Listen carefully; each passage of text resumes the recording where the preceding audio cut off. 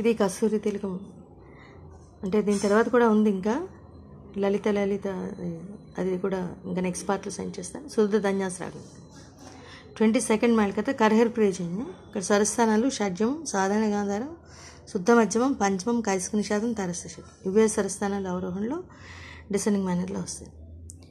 కస్తూరి తిలకం నిసా నిసా నిసా సగ సప లలాట ఫలకే మా పాప పని పమగ మా పప వక్షస్థలే కౌస్తుభం గమ పని పని ససా ససా నాసాగ్రే నభమౌక్తికం నినిస సమాగ కరతలే వేణు గమ గమ పప కరే కంకణం మా పాప మ పప పప పని మప సర్వాంగే హరిచందనంచ కలయం గమ గమ